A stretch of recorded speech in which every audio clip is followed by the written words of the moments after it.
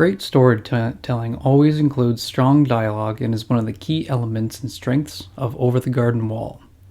Each character has their own unique way of representing who they are and their past life experiences, if one can say that the characters in The Unknown are living at all, but we'll get to that theory down the road. For this episode, we'll discuss the main characters and their personal arcs throughout the story as a whole, briefly mentioning their dialogue as well as reactions from other characters they meet along the way. The main figures that I'll be highlighting include Wirt, Greg, Beatrice, the Woodsman, and the Beast. Each of them shape the show in their own specific and distinct fashion to make this series one of a kind.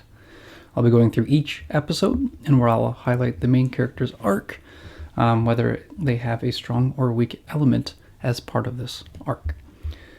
So this will be the first episode of my Over the Garden Wall deep dive series, and I'm definitely very excited to begin this extra journey that I didn't know that I was planning until now, so I'm excited. So let's begin with episode 1, The Old Grist Mill. Although we're talking about character arcs in this episode, it's good to note that it's really clever to see basically all of the figures that the adventurous trio will be interacting with through brief and almost hidden moments, seconds at a time, during the intro. It gives the sense that there are many separate routes and paths in the unknown, and where the brothers go, it can either help them or slow them down, depending on who they meet and what happens with them. But once we're done seeing the brief characters, the scene fades to the shadowy forest of the unknown, where we get to see our favorite duo. So starting with Wirt, the older brother, or rather stepbrother of Greg. Considered the protagonist, Wirt is trying to lead the way in the first episode through the initial set of woods, but immediately admits that he's lost. We get to see a little bit of Wirt's paranoid and frantic mindset almost right away, something that will be seen throughout the whole show. Additionally, it's Wirt that reacts to the overall strangeness of the unknown, not only in the beginning right away in episode 1, but throughout the whole story just in general. So returning back to the first episode here, realizing that he and Greg are lost does send him into a panic, but being the leader and older of the two, it doesn't faze him too much. Whether it's because of Greg's companionship or his constant jokes or Wirt's responsibility as an older brother, he remains strong in his own sense, even when he's at his weakest. The small sparks of courage remain lit within himself the entire time, driving him to who he wants to be, so to speak, rather than drifting through, endless stream of depressing thoughts. Sometimes I feel like I'm just like a boat upon a winding river, twisting towards an endless black sea. Further and further, drifting away from where I want to be, who I want to be. During this episode, despite his paranoid mind, he learns that not everyone is out to get him, as he and Greg meet the Woodsman, a wandering axeman who finds them and where they spot two very important items, the axe and the lantern.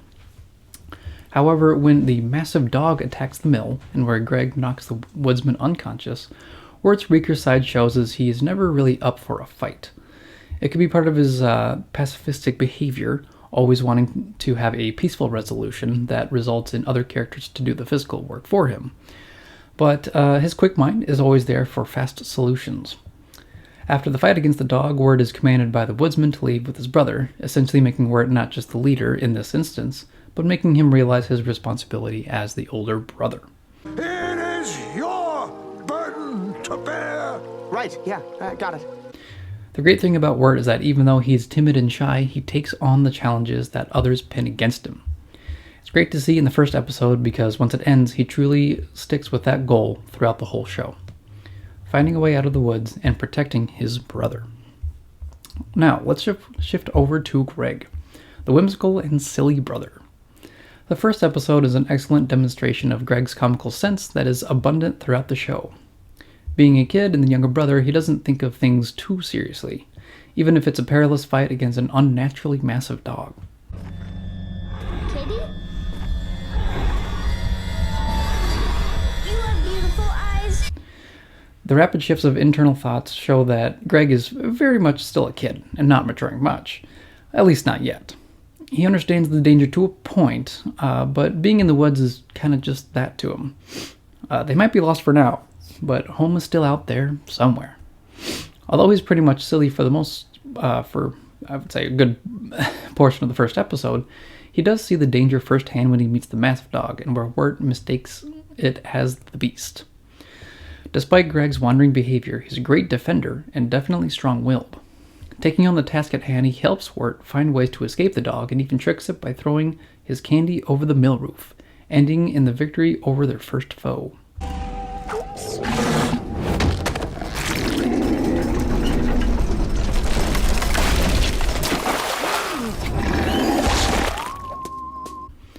Greg probably doesn't think much of it at the time, and he doesn't really necessarily have an outstanding goal in the moment.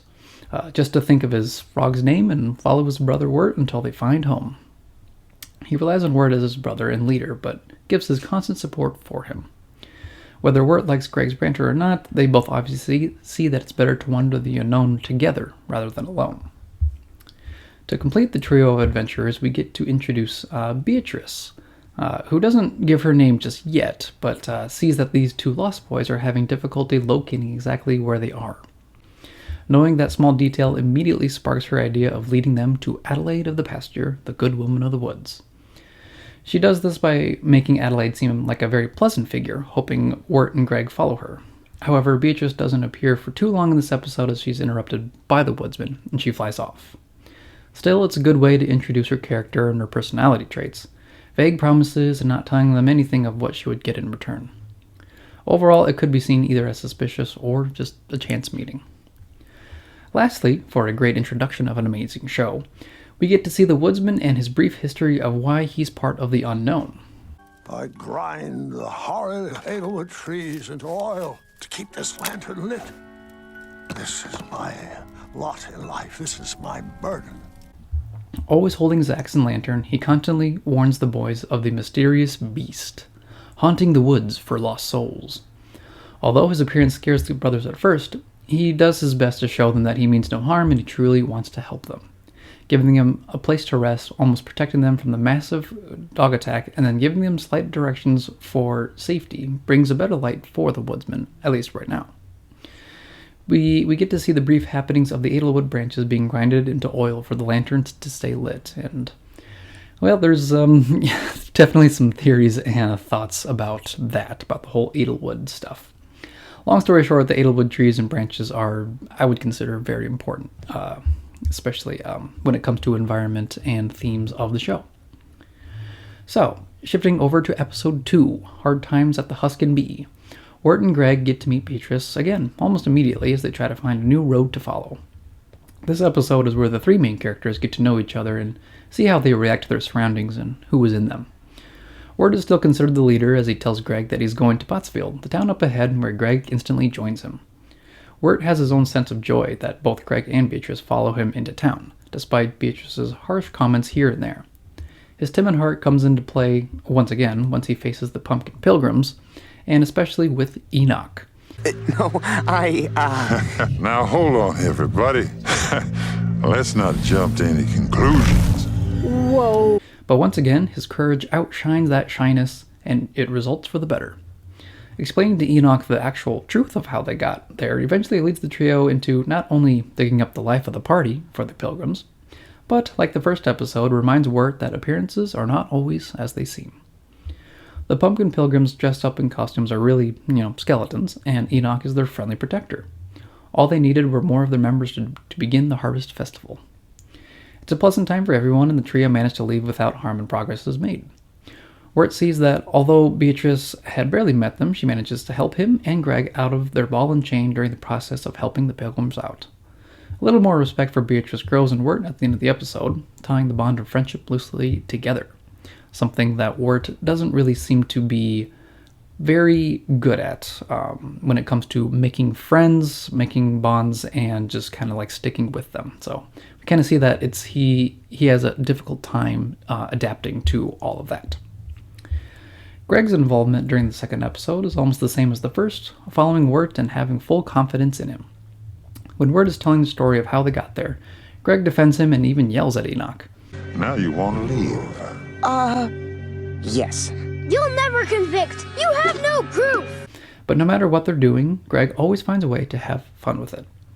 During their time of a few hours of manual labor, Greg happily joins his brother in the simple tasks and isn't afraid when he literally digs up a skeleton, thinking it's buried treasure.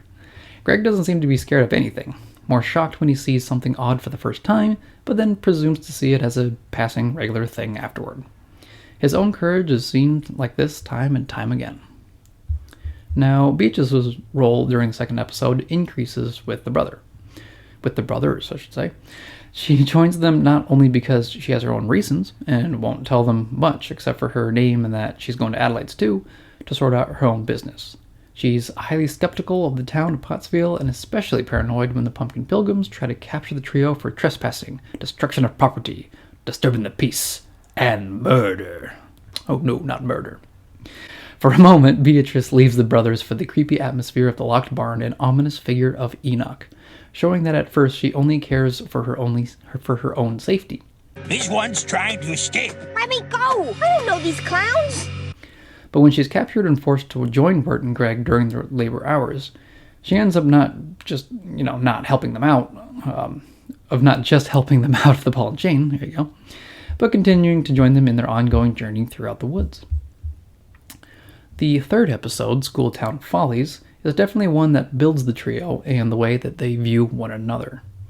Despite being the unspoken appointed leader of the group, Wirt finds himself in complete defiance against Beatrice, who tells Greg that Wirt is just a pushover who lets everyone boss him around. Greg, don't you want to be more like your brother? Just always doing what you're told? Huh? Just a pathetic pushover who relies on others to make all his decisions? Hey, what? I'm not a pushover. Although Wirt has already been scolded in the first episode when the Woodsman angrily told him it was his fault for his and Greg's actions, it wasn't as personal as this episode, when Beatrice basically insults him as an individual. Because of his hurt feelings, Wirt decides to go the opposite way and follow whatever Greg does, or when the time comes, whatever Miss Langtree tells him to. Okay, if you say so. Come on! He almost takes a back seat in this episode until the very end when he faces the gorilla and accidentally tackles the man in the gorilla suit. In this moment, he's recognized as the hero in front of the whole crowd, and his confidence is boosted right back up again. This episode shows Wirt's emotional roller coaster rides, so to say.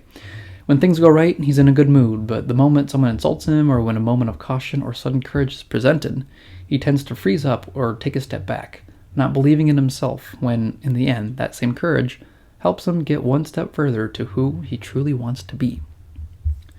Now, Greg's famous and whimsical episode is during the Schooltown Follies, introducing the Potatoes and Molasses song. Everyone shout for potatoes and molasses.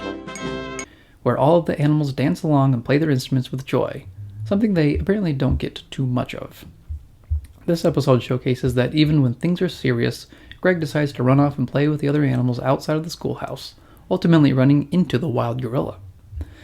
Greg's charismatic behavior affects the animals in such a great way they choose to take his side and fight against the gorilla. It's because of this attitude of Greg's that shows that he is his own leader by acting his own way, the exact individual of who he wants to be, at least presently. Since he's just a kid, the random banter and the crazy chase fits in perfectly with what happens around him. He tries to show time and time again that it's okay to have fun in a place of time when things are very serious. Hey, we just wanted to have a little fun. I didn't invest in this school for fun. Telling others that having fun instead of going by the strict rules is a great way to tell the audience to not take life too seriously. Just let loose and take it easy, distress for a moment, and you'll think a little more clearly. Now, Beatrice is very annoyed practically the entire episode, showcasing her sense of selfish planning without telling the brothers or us as the audience of what she really plans to do. She's great at observing others from a distance, as she bluntly tells Greg about Wirt's weaknesses, or when she whispers to Wirt that Miss Langtree has some baggage. Hey, dunce! This is dreadful! Good. I'm glad you feel that way. She's able to dish out the harsh words onto others, but is constantly shut within herself of her true story. Irritated that her problem can't be resolved and the brothers are delaying it hour by hour, her frustration is seen by her constant complaints and sighs. She even tells Wirt that he's a stubborn jerk in a moment that she clearly could have apologized and talked things through. In the end, she finally realizes that the good times of their time together is when the true joyful side of the people around her appear before her, such as the gorilla revealing to the crowd that it's actually Jimmy Brown, the partner of Miss Langtree, and now he went off to search for the wedding ring for her. Jimmy? That's right, darling. I was the gorilla. After seeing such a kind and noble gesture, she realizes the mistakes of her attitude. Finally, in episode 4, Songs of the Dark Lantern, the Woodsman appears and the threat of the Beast is suddenly apparent. But before we get to that, Wirt returns as the leader as both Greg and Beatrice to look to him for answers of what to do. There you go. They're lost for a moment before they end up in a creepy old tavern, where the delightful crowd inside is some of the most memorable characters of the show, at least in my opinion. Wirt and Greg get to know many of the people inside from a lot of distinct songs and accents, but of course, all of our favorite, I think, is the Highwayman. We're trying to get to... I'm the Highwayman. Okay, good to know. All the jokes aside, Wirt sees that everyone present is afraid of the Beast, and perhaps it's the reason why they all stay inside, especially on a dark, rainy night. Eventually, Wirt tells the toymaker that they need to get to Adelaide's, where the toymaker mistakenly thinks that he's in love with her. The song itself, without getting, into it any deeper, basically shows Wirt that each of the person in the tavern has a living and it depends on other people's choices and lifestyles.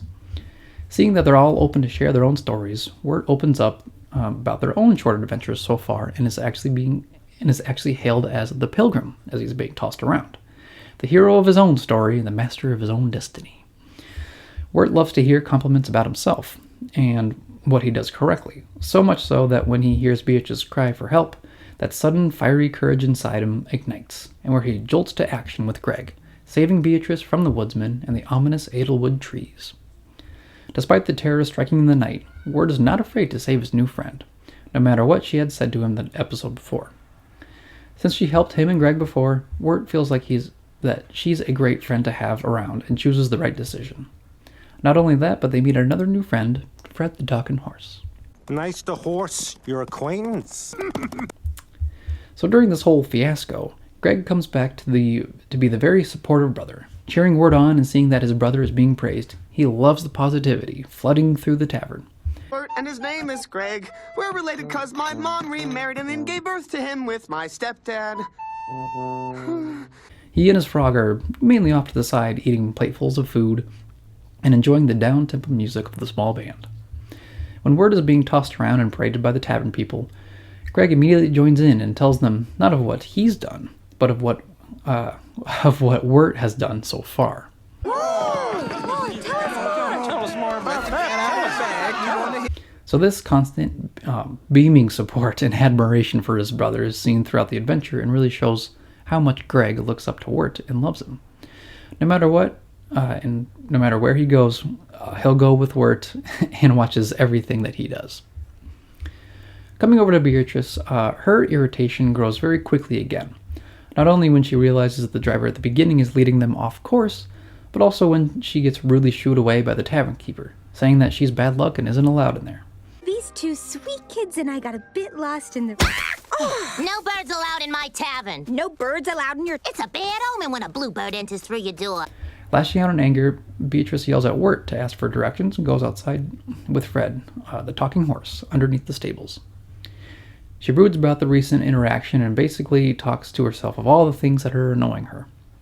But it's also in this moment where she hears the eerie singing of the Beast in the nearby woods. Who's out there? What kind of person goes out chopping trees in the middle of a thunderstorm at night? However, she thinks it's the Woodsman who had startled her before. The tone of annoyance never seems to change until the end of the episode when she's rescued by Wirt and Greg, seeing that even they, who had barely met her, are willing to risk so much for her own safety. She begins to feel a little more comfortable with them, in a way, but doesn't reveal too much just yet. Finally, we get to the return of the Woodsman and the first appearance of the Beast. As soon as Wirt hears Beatrice's cry for help and rides Fred the horse with Greg and his frog, he finds that the Woodsman is right there in the woods, in front of the horrifying Edelwood trees.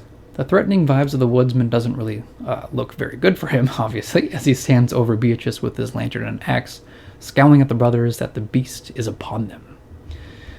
Deep down, though, he really does want to help them because I believe that he knows so many people will go missing in the woods of the unknown that he just doesn't want any more children to become ensnared by the elusive Beast. However, as he's trying to pin down Wirt, the lantern is knocked from his hands, and where the Edelwood tree lights into a blazing fire. The Woodsman can only stop and stare at the terrifying moment, realizing his defeat. It's something to note, though, that the lantern apparently broke, or at least the way that I kind of rewatched it, when Wirt knocked it out of his hands, yet nothing ethereal happened, as the Woodsman believes the lies of the beast, that his daughter's soul is stuck in the lantern. It's just a kind of curious thing to think about, since the lot in his life is to protect the lantern and keep it lit. Yet when it crashes, the lights inside go out and spill into the Edelwood tree. So let me know what you all think about this. Now, of course, we get to the first appearance of the Beast, which isn't much, but it is ominous from the small seconds that we get to hear and see him, or barely see him. Just because this is because the Beast is hiding behind the trees and in the dark shadows of the forest, watching not just the actions of the Woodsman, realizing that he's running out of oil, but also the small glimpses of where Wirt and Greg are, his next victims. It seems you're running out of oil, Woodsman. Why not let me take the lantern for a while? He has the Woodsman in his grasp, as he can casually talk to him as long as it's in the forest. He knows he has control over the Woodsman because of the story of the Woodsman's daughter and her soul being trapped inside the lantern. Even at the shouting of the Woodsman, the Beast laughs it off and begins to sing his eerie song, fully hoping and almost very positive that he will find the brothers soon and put them in his forest. Next we get to episode 5, Mad Love. So before we get into like the character arcs again, I just wanted to say that Quincy Endicott is definitely one of my favorite side characters. And although I won't be talking too much about him for too long, I actually based one of my own NPCs in my own horror-inspired Dungeons & Dragons campaign after him. So this episode is just really fun and great to me. So now let's just get back to it. Because first we see Wirt join the sides of Beatrice, trying to befriend her and make that bond tighter so that he knows that he can trust her. He still doubts her along with Fred, as their constant desire to steal from a wealthy man is abundant throughout the episode. I want to steal. Showing that Wirt at least has the decency to know not to steal, or at least not want to steal. But when he realizes it's only 2 cents, he kind of has to break the rules in a sense and try to get the money so that they can ride that ferry to Adelaide's. When he does this, he's paired with Beatrice along the way, where they get to know each other and where Wirt proves to be a really good listener and has sympathy to what Beatrice has gone through, finding that not only was she human before, but that it was her fault and her entire family was turned into bluebirds because of her.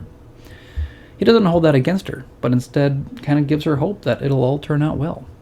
His optimism ascends during this episode, and even demonstrates his skills and knowledge of musical and historical architecture and design, surprising Beatrice.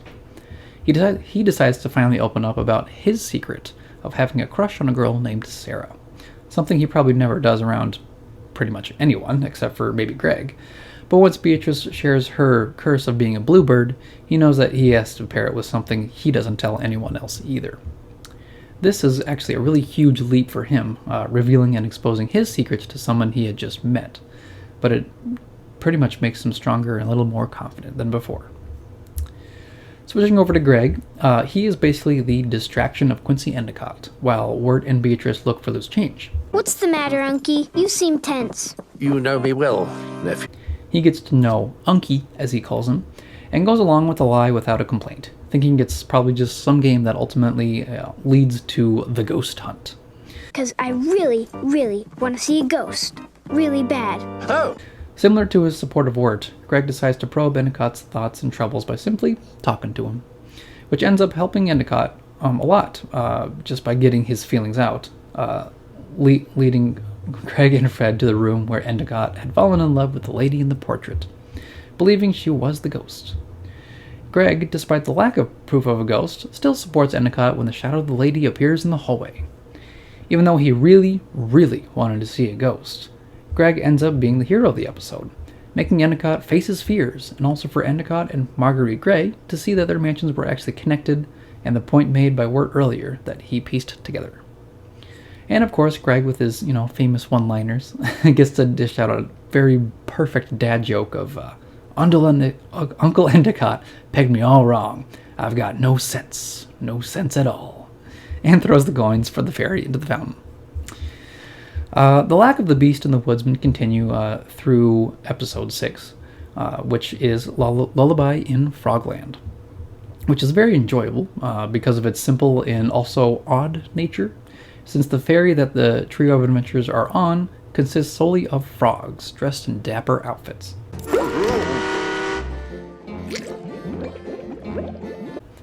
Wirt is initially in a very pleasant mood, singing along with Greg's Adelaide song.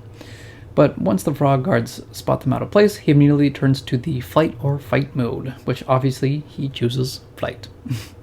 He's also worried about Beatrice because she's uncharacteristically whimsical. His concern for her makes him a very caring person, and although he blames Greg for a lot of things, he still protects and looks over him. An instinctual brotherly action that grows him into a better person, even if he doesn't see it right away. This episode grows Wirt's confidence too, when the trio is stuck inside the costume of a band member, and there's no bassoon player, when he's literally knocked out of the boat.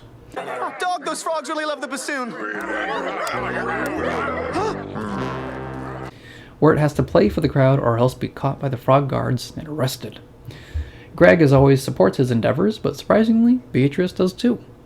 And with both of them wanting to hear him play, he ends up calming the crowd down and letting Greg's frog to suddenly sing a pleasant and magnificent song. Seriously, nobody wants to hear me play. I do. I do.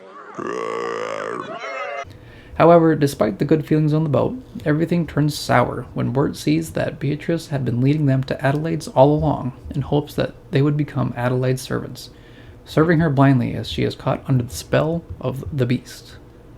All of the trust and bond of friendship with Beatrice is instantly shattered, and Wirt is in utter shock.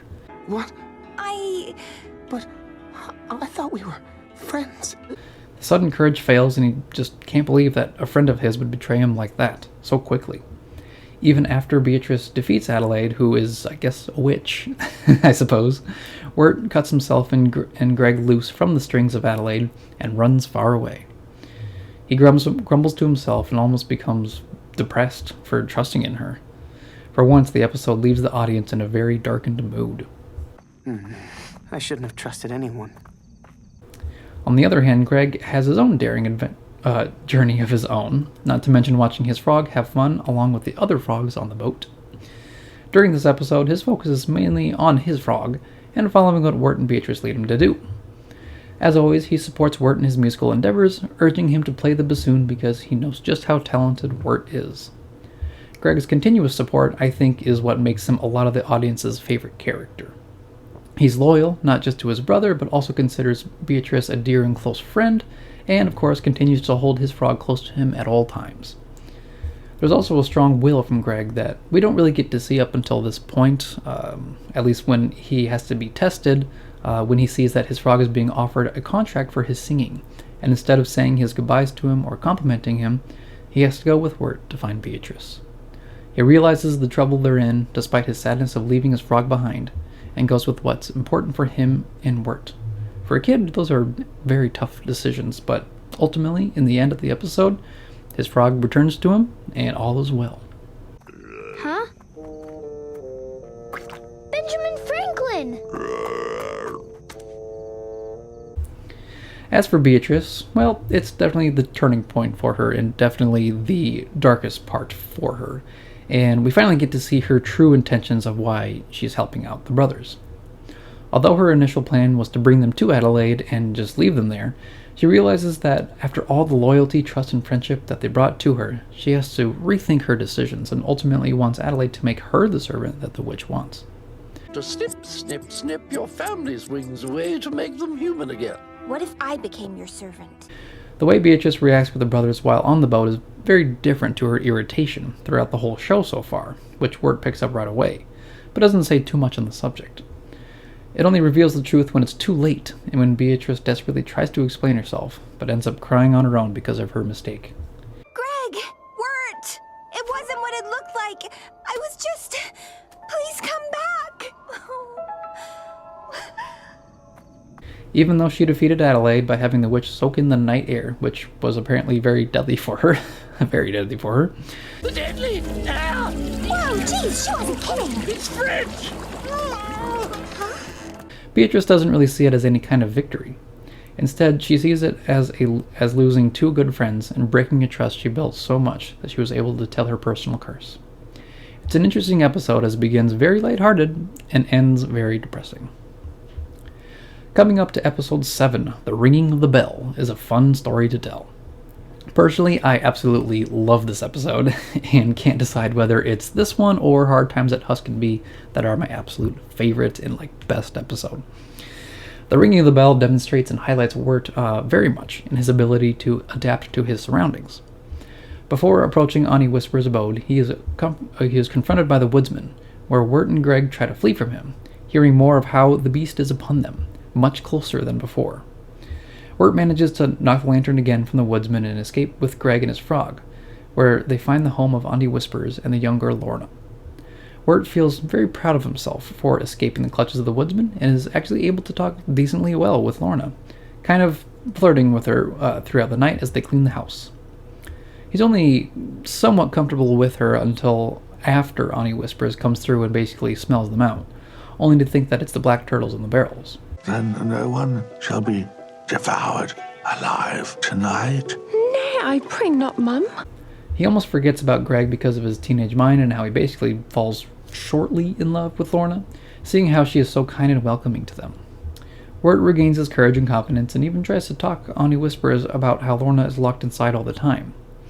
Wirt becomes afraid of Lorna when she turns into her ghoulish form, obviously, but not as much as I thought he would.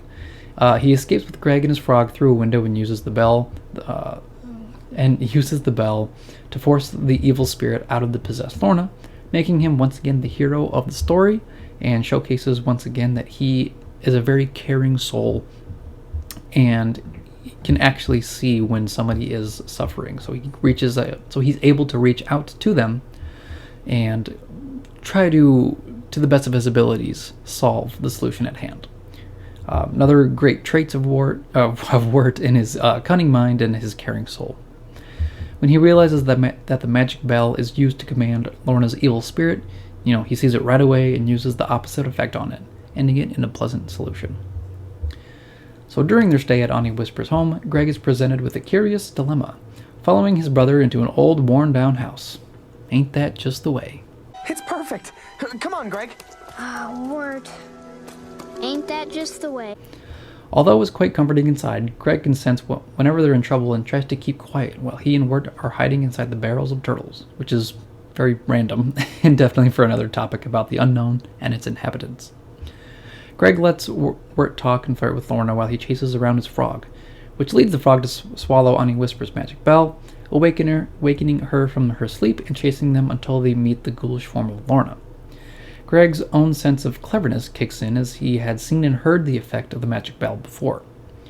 Realizing how the bell works, Greg thinks it's truly magical and wishes for a literal magical tiger.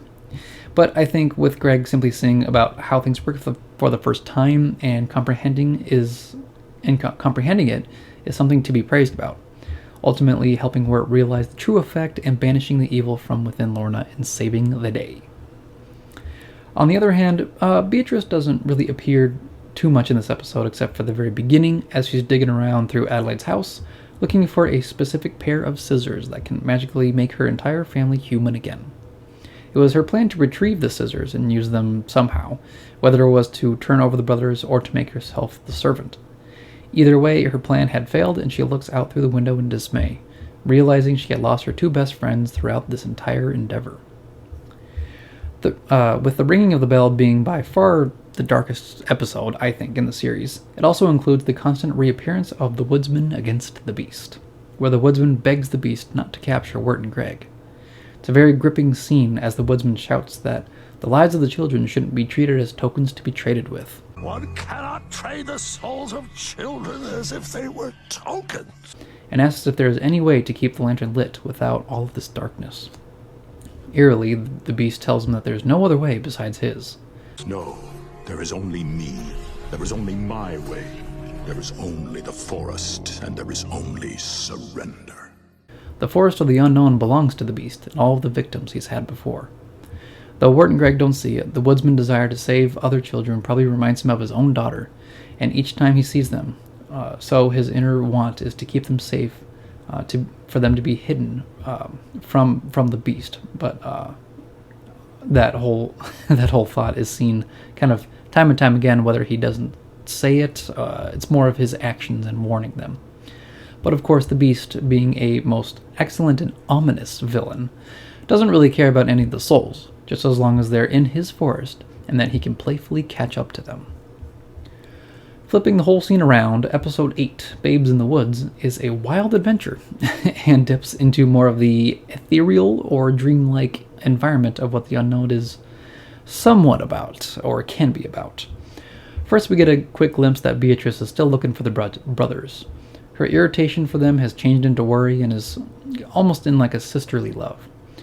She blames herself for the capture at Adelaide's and it probably reminds her of how it was her fault that her whole family was turned into bluebirds. So, with so much guilt and anxiety on both stories, she continually pushes forward. It's not until the end of the episode where she manages to use a boat where the fisherman, an actual fish, saves Wirt from drowning in the freezing pond. Her mentality is solely to rescue the brothers now and make things right. Beatrice's kind heart is finally starting to show, and it just happened to be part of the worsening of the Beast's lure and power over the forest. The depression of Wirt grows tremendously as he thinks of Beatrice's betrayal and losing a good friend. The sadness weighs so heavily upon him that not only does he recite grim poetry after hearing the Beast's eerie singing in the distance, but he just gives up and tells Greg to forget about going home. The Beast.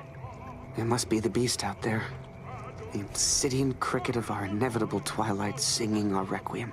Whatever confidence he had during this whole trip just shatters, and where he loses his sense of not just being the leader this whole time, but also the responsibility of being that older brother. He yells at Greg and blames it that it was his fault in the first place that they got lost.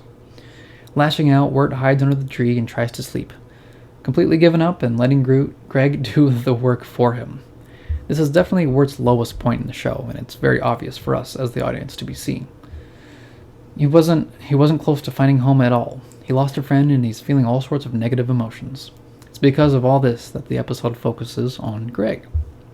So while Wirt is wallowing in a deep well of sadness, Greg tries to cheer him up, telling him rock facts. Did you know that dinosaurs had big ears, but everyone forgot because dinosaur ears don't have bones? No, I didn't know that, Greg. That's because it's not true. It's a rock fact. Commenting on Wirt's poetic words and blowing the silly trumpet once they reach the land. Seeing that nothing really is working, Greg still follows Wirt's lead and tries to sleep under a blanket of leaves. First covering up Wirt, and then his frog, and then lastly himself. Thanks for trusting me, Wirt. Don't worry, I won't let you down. I'll be a good leader. Good night. Little moments like that really highlight the selflessness of Greg and his love for his brother and the bond between him and his frog. What happens after that is a huge guess and something that I'll leave for the theories segment, as Greg is transported to the Cloud City. Huh? Whoa!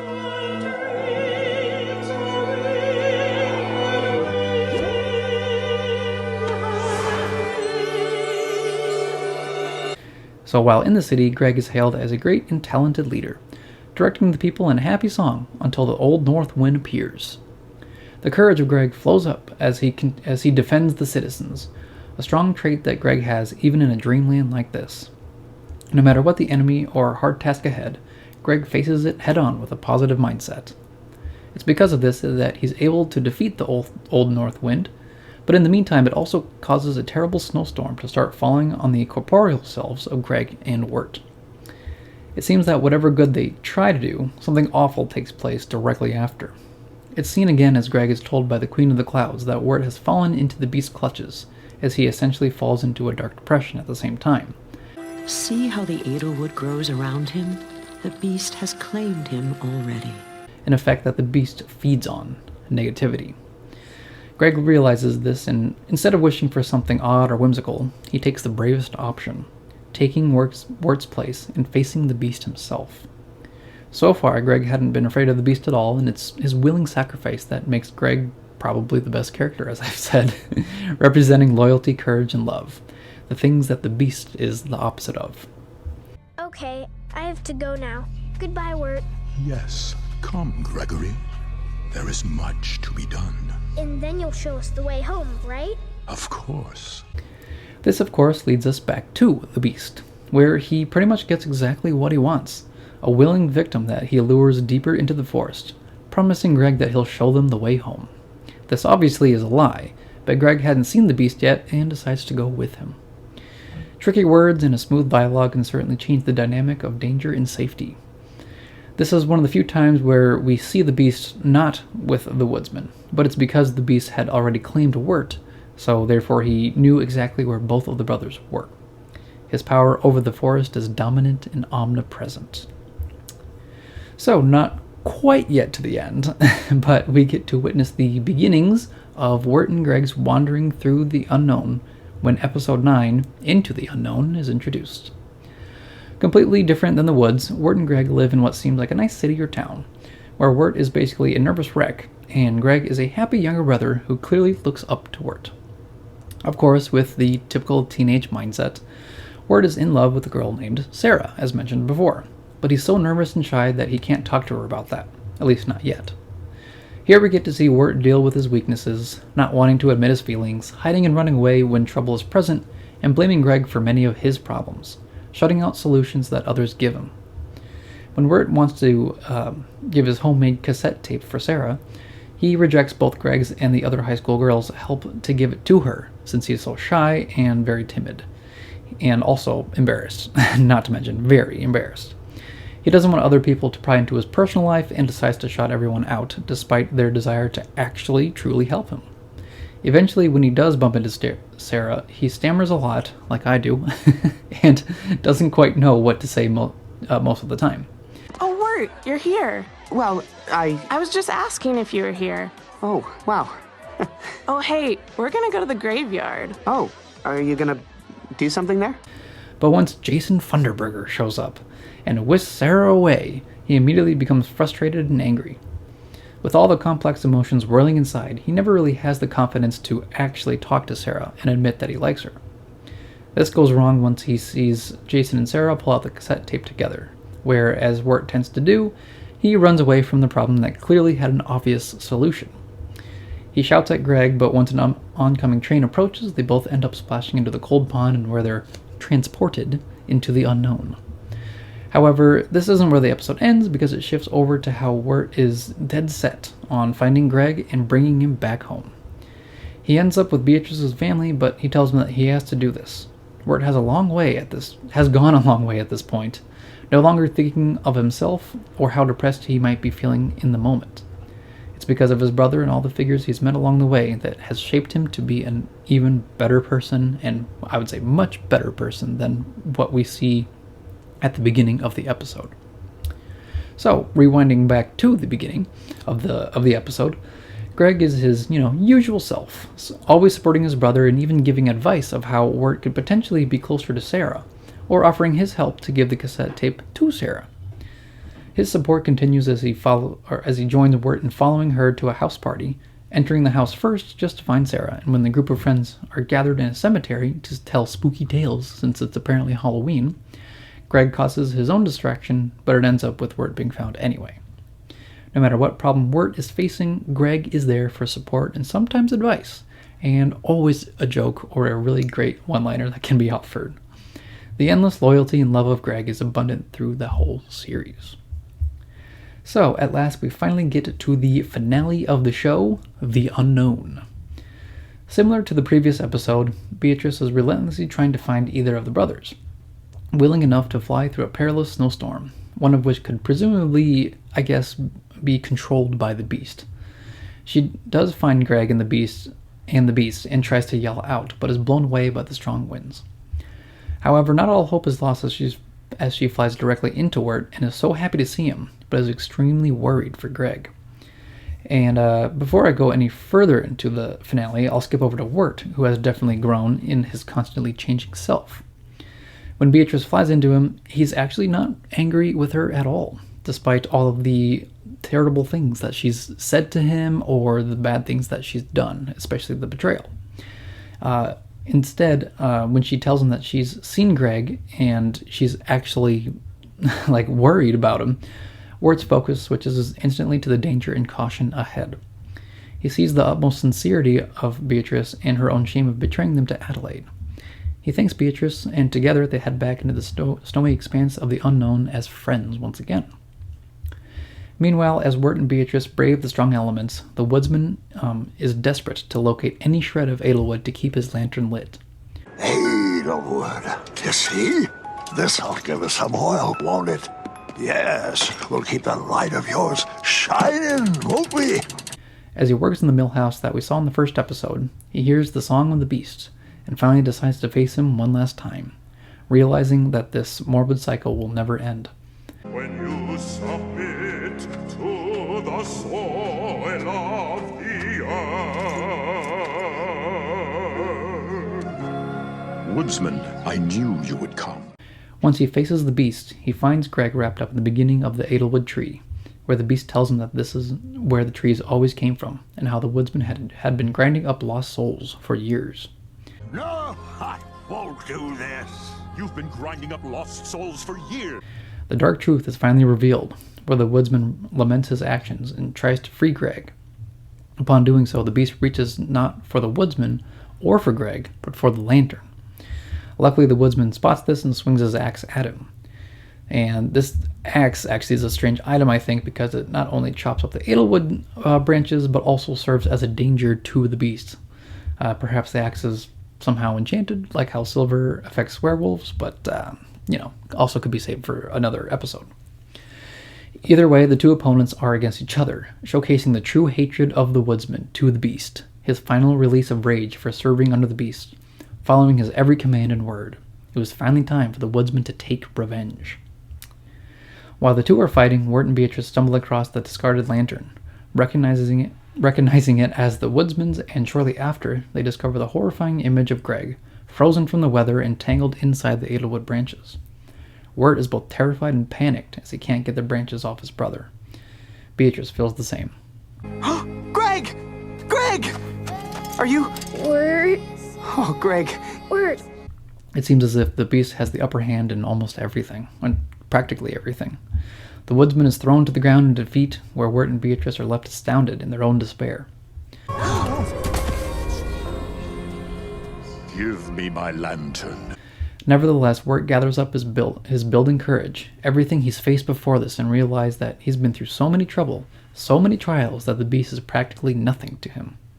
This is where his true heroic actions are seen, the culmination of his experience throughout the unknown. He solves the riddle of the lantern, that it's actually the soul of the beast inside, rather than the Woodsman's daughter. Combining his wits, courage, and experience, he actually ends up frightening the beast. Definitely something unheard of, especially for the Woodsman, who sees this young man facing up against the ultimate fear of everyone throughout the unknown. It's almost like your soul is in this lantern.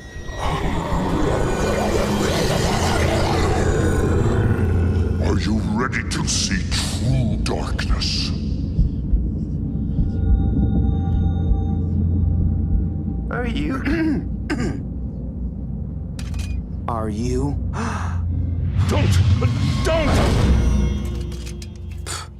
Wirt shrugs it off, knowing that it's not his business anymore, and leaves it for the Woodsman to finish his own story. Beatrice watches on in amazement, placing the utmost respect in Wirt at the end of it all, as they release Greg from the Edelwood branches. Her love for the brothers is at the highest point, and even forgives Wirt for keeping the magical scissors of Adelaide's from her. Oh, you wonderful mistake of nature! They are all able to depart from the woods in a loving, friendly way. And off to the side, the Woodsman gets to finally be released from the haunting spell of the beast. Seeing how he was blinded this whole time, he realizes that if he defeats the Woodsman, he wouldn't see his daughter again, or so the beast tells him. One last lie before the Woodsman blows out the lantern and the beast is no more. You'll never see your daughter again, Woodsman. Are you really ready to go back to that empty house? No, Woodsman!